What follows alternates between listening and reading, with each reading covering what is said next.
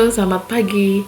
Yuk kita akan bersama-sama kembali belajar firman Tuhan. Meskipun dalam beberapa hari ini kita sudah belajar firman terus ya di sekolah Injil liburan, dan hari ini masih berlanjut sampai beberapa hari ke depan. Tetap semangat ya di sekolah Injil liburan.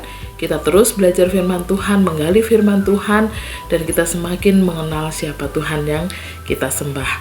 Nah, pagi ini firman Tuhan diambil dari Yeremia pasal 40 ayat 7 sampai Yeremia pasal 41 ayat 18. Silahkan nanti adik-adik untuk membaca di Alkitabnya masing-masing ya. Ayatnya banyak sekali, tapi dibaca di Alkitabnya masing-masing. Bu Rika akan bacakan ayat 7 sampai ayat yang ke-10. Demikian bunyi firman Tuhan. Ketika semua panglima tentara yang masih berada di luar kota dengan orang-orangnya mendengar bahwa Raja Babel telah mengangkat Gedalia bin Ahikam bin Safan atas negeri itu, dan bahkan kepadanya telah diserahkan pengawasan atas laki-laki, perempuan, dan anak-anak, yaitu dari orang-orang lemah di negeri itu yang tidak diangkut ke dalam pembuangan ke Babel.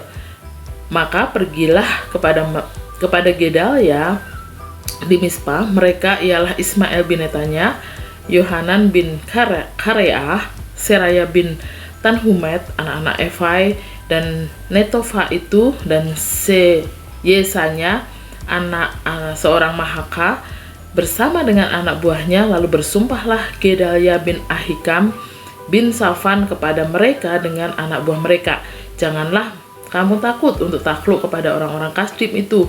Tinggallah di negeri ini dan takluklah kepada Raja Babel, maka keadaanmu akan baik-baik saja, akan menjadi baik. Dan kamu sendiri, aku menetap di Mispah untuk bertindak sebagai wakil di depan orang-orang Kasdim yang akan datang kepada kita. Tetapi kamu ini kumpulkanlah saja hasil anggur, buah-buahan, dan minyak, kemudian simpanlah sebagai persediaan, dan tinggallah di kota-kota di mana kamu hendak menetap. Nah, di bagian ini kita bersama-sama belajar ya, bahwa di sini dikatakan Yeremia memilih bersama dengan umat Tuhan yang tersisa di Yerusalem, dan mereka tinggal di situ. Mereka percaya bahwa belas kasihan dari Tuhan itu akan tetap ada, tetap tinggal bersama-sama dengan mereka. Dan Gedalia yang ditunjuk oleh Babel untuk menjadi pemimpin di Yerusalem, dia seorang yang baik ya. Dia seorang baik, dia seorang yang peduli akan kesejahteraan rakyatnya. Tapi sayang sekali, ternyata ada orang-orang yang tidak mau tunduk pada kehendak Tuhan. Ada di antara mereka, yaitu yang bernama Ismail bin Netanya dan kelompoknya. Mereka memberontak ya, mereka tidak mau tunduk kepada pemimpin mereka. Mereka tidak mau tunduk kepada Tuhan. Nah, rupanya ya di pasal 41 ayat 1 di situ dikatakan bahwa Ismail itu adalah keturunan raja, dan ia berambisi, dia kepengen untuk menjadi raja. Makanya secara diam-diam dia bersekutu dengan bangsa Amon untuk melawan dan memberontak kepada Babel. Nah, licik sekali ya. Dan ia membunuh Gedalia dan para pengikutnya. Bahkan kemudian dengan keji ia membantai orang-orang Israel. Anak-anak Tuhan dibantai dan mereka gak tahu apa-apa ya.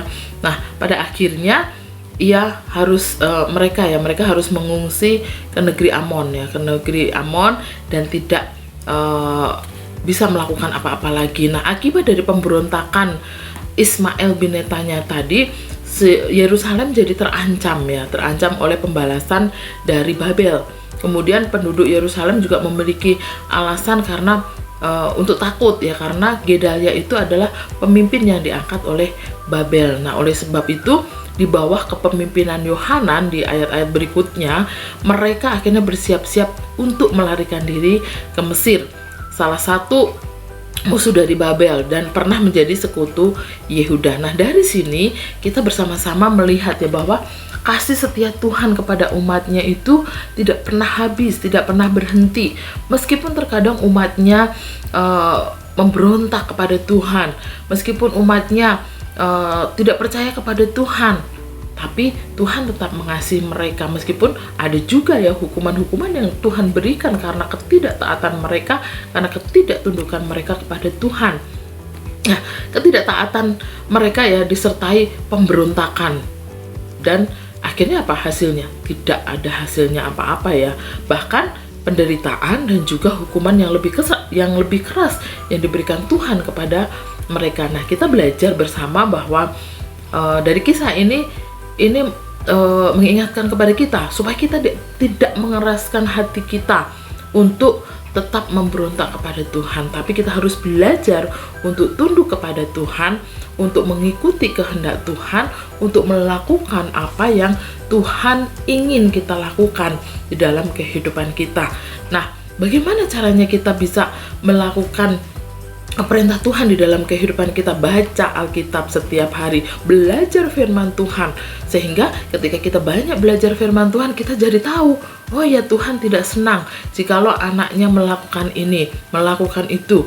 Tuhan senang apabila kita taat kepadanya, melakukan apa yang diperintah Tuhan.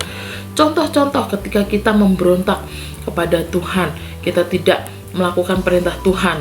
Nah, ketika melakukan apa yang orang tua minta, tapi wajah kita keberatan ya, tidak hormat, dan bahkan melakukan tapi terpaksa.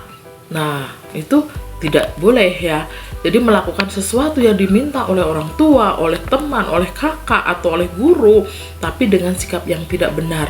Nah, itu tidak boleh. Dan juga ketika orang tua kita menasihati kita, kita malah berpaling, kita nggak mendengarkan, atau kita malah berjalan menjauhi, pergi menjauhi orang tua kita yang sedang berbicara, yang sedang menasihati kita.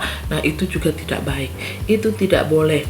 Orang tua kita dipilih oleh Tuhan, dipercaya oleh Tuhan untuk menjadi pemimpin bagi kita di tengah-tengah keluarga kita. Jadi kita juga harus menghormati orang tua kita sebagai bentuk bahwa kita percaya kepada Tuhan, menghargai bahwa Dia adalah pemimpin yang Tuhan pilih untuk kita hargai dan kita hormati. Nah, ada lagi ya, saat seorang anak tidak mau menerima koreksi dari orang tua ya, nasihat dari orang tua, malah justru mencibir atau membantah atau tidak mau mengakui kesalahan. Nah, itu juga adalah contoh perbuatan kita tidak mau mengikuti pimpinan Tuhan, tidak mau melakukan firman Tuhan dengan ketaatan kita. Yuk, sama-sama kita jangan mengeraskan hati kita, tapi kita lembutkan hati kita. Apa yang Tuhan mau untuk kita kerjakan, kerjakan itu. Apa yang Tuhan mau untuk kita lakukan, lakukan itu. Kalau kita harus mengampuni orang lain, kita ampuni. Kalau kita harus meminta maaf kepada orang lain, lakukan itu. Jangan keraskan hati kita. Enggak, aku yang benar. Enggak mau, aku pokoknya tidak mau meminta maaf. Tidak ya, tapi kita lembut. Kita mau memaafkan, kita mau meminta maaf, mau bersama-sama mengakui kesalahan, kita menghormati orang tua kita, mendengarkan nasihat mereka, karena itulah yang menyenangkan hati Tuhan. Amin. Yuk kita bersama berdoa. Bapa, terima kasih untuk firman Tuhan pada pagi hari ini yang mengingatkan kami supaya kami tidak mengeraskan hati kami, atau supaya kami tidak memberontak terhadap pimpinan Tuhan. Tolong kami, ajar kami, pimpin kami, sehingga kami menjadi anak-anak Tuhan yang menuruti perintah Tuhan, yang melakukan perintah Tuhan di dalam kehidupan kami. Tuhan, tolong kami, mampukan kami untuk menghormati orang tua kami, menghormati guru kami, menghormati orang-orang di sekitar kami, karena itu merupakan salah satu contoh, salah satu bukti ketaatan kami kepada Tuhan, salah satu bukti ketika kami mau menuruti firman Tuhan. Terima kasih Tuhan, tolonglah kami untuk hidup sehari-hari dengan menyenangkan hati Tuhan. Di dalam nama Tuhan kami Yesus, kami sudah berdoa. Amin. Selamat mengikuti Sekolah Injil Liburan dan selamat beraktivitas. Tuhan Yesus memberkati. Habatus semua